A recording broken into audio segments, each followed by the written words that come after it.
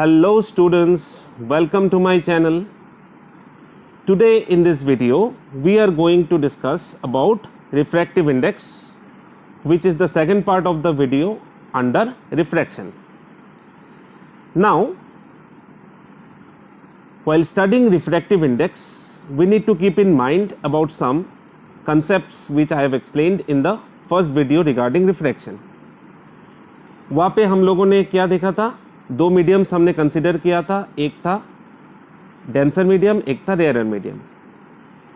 Denser होता है घना, रेयरर होता है पतला. हमने देखा था एक ग्लास स्लैब हम लोगों ने लिया था जहाँ पे हमने एक नॉर्मल ड्रॉ किया था और वहाँ पे अगर लाइट जो इंसिडेंट हो रहा है जो कि एयर से ग्लास में घुस रहा है, द लाइट रे, वो नॉर्मल की तरफ झुक जाता है. ये क्यों होता है? क्योंकि लाइट का वेलोसिटी जो है वो चेंज होता है. एयर में था 3 × 10⁸ मीटर पर सेकेंड. ग्लास में घुसने के बाद as glass is a denser medium, वो 3 × 10⁸ मीटर पर सेकेंड से कम हो जाता है, जिसके वजह से वो लाइट नॉर्मल की तरफ झुक जाता है. That is it bends towards the normal. Now in the second scenario, यहाँ पे हमने दूसरा नॉर्मल ड्रॉ किया था. फिर से डेंसर से रेयरर की तरफ जब लाइट रे पास हो रहा है, वहाँ पे उसका डायरेक्शन फिर से सेम हो जा रहा था. कैसे सेम? अगर हमने इस इंसिडेंट रे को डॉटेड लाइन से एक्सटेंड किया तो हमने देखा this two lines are parallel to each other. Now ये जो डेविएशन होता है लाइट रे में एक मीडियम से दूसरे मीडियम में जाने के बाद due to the decrease in the velocity of light, इसको हम लोग मेजर करेंगे in terms of refractive index. So आप लोगों को एक बात दिमाग में रखना होगा कि refractive index is a particular value. तो उसको हमने स्नेल्स लॉ से निकालना है, जहां पे हमने देखा था sine I by sine R equal to constant. ये कॉन्स्टेंट वैल्यू हमको रिफ्रैक्टिव इंडेक्स देता है, sine I by sine R. तो ये जो कांस्टेंट वैल्यू हमको मिलेगा, this will give the refractive index of that particular medium. Now जिसका अगर एक मीडियम, सपोज मीडियम 1, उसका रिफ्रैक्टिव इंडेक्स में अगर पकड़ूं से 2, मीडियम 2 उसका अगर रिफ्रैक्टिव इंडेक्स में पकड़ूं 3, तो जितना ज़्यादा रिफ्रैक्टिव इंडेक्स वैल्यू उतना डेंसर मीडियम. तो the medium 2 which is having refractive index value 3 will be denser than the medium 1 which has got refractive index value 2. तो ये बात आपको दिमाग में रखना है, ये आपको याद रखना है कि the medium having higher refractive index will be denser than the other medium. Now कैसे हम लोग एक मीडियम का रिफ्रैक्टिव इंडेक्स निकालेंगे, आइए देखते हैं ये. नाउ अगर मीडियम 1 उसमें वेलोसिटी ऑफ लाइट होता है, से आई टुक इट एज v1, और मीडियम 2 में वेलोसिटी ऑफ लाइट होता है से v2.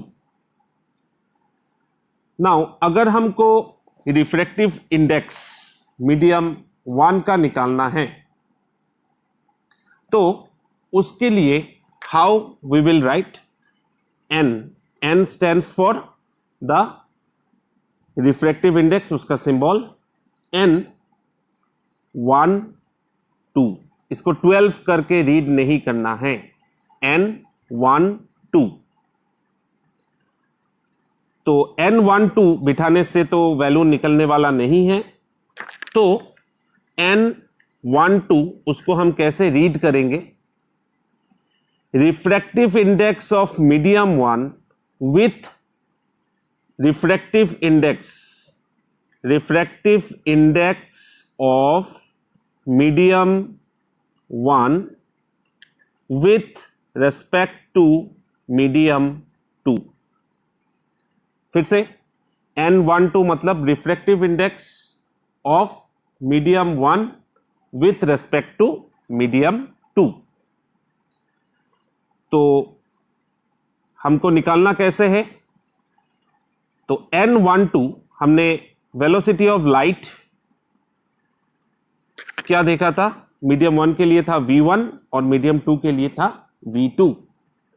तो refractive index of medium 1 with respect to medium 2 will be given by speed of light in medium 2, that is v2, divided by v1. v2 है speed of light in medium 2, v1 है speed of light in medium 1. तो अगर मुझे speed of light in medium 2 पता है और speed of light in medium 1 मुझे पता है, तो दोनों को बिठा के जो वैल्यू निकलने वाला है that will give the refractive index of medium 1.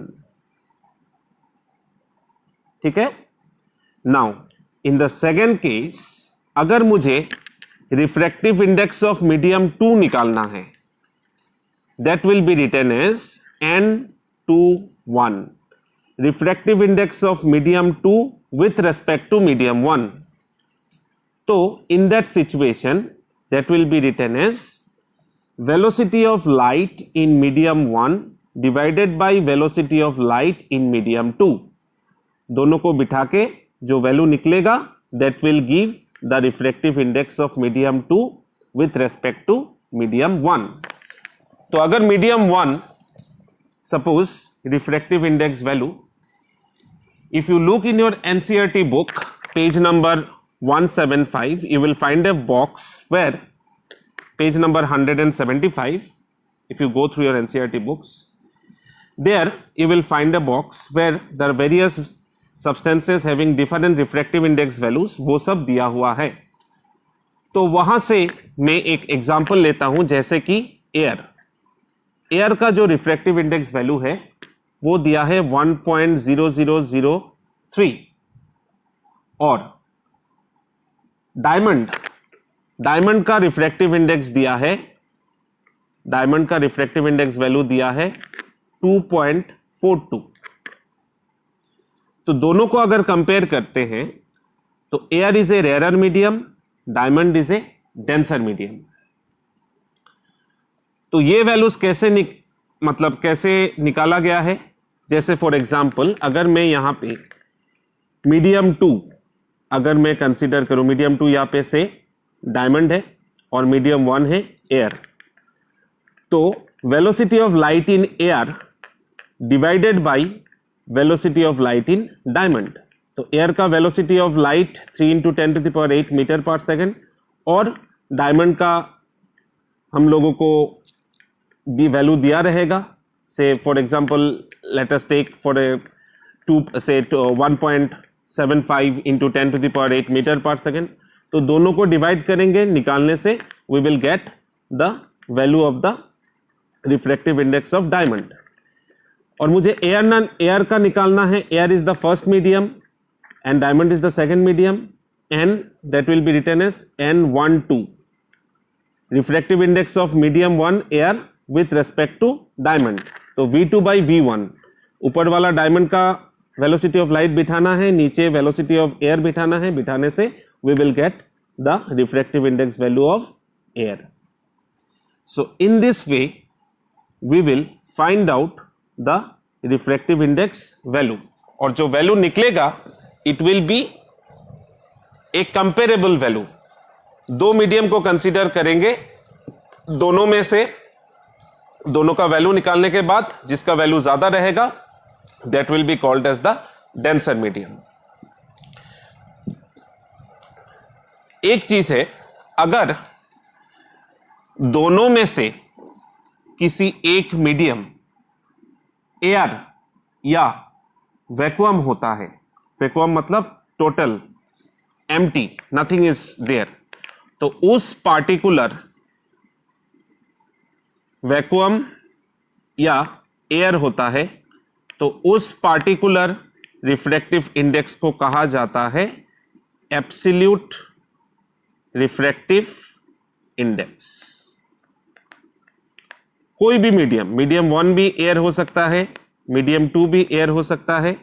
कोई भी मीडियम अगर वैक्यूम और एयर रहता है दोनों मीडियम के बीच में, that will be called as absolute refractive index. And based on this refractive index, we will call a substance as denser and rarer. Now, as it is covering under light, and the study of light is known as optics, more precisely, more correctly, we will call it as optically denser and optically rarer medium. फिर से optically denser and optically rarer medium. तो अगर मैं air और glass पकड़ू तो air will be called as optically rarer and glass will be called as optically denser. So this was about the refractive index. Hope students you have understood the topic. If you have set of confusions, leave your confusions in the comment section. I will reply to you accordingly. So here we come to the end of the second part of the refractive index video. In the coming videos, we will discuss the other topics regarding refraction. Do like my videos and subscribe my channel. Have a great day. Take care.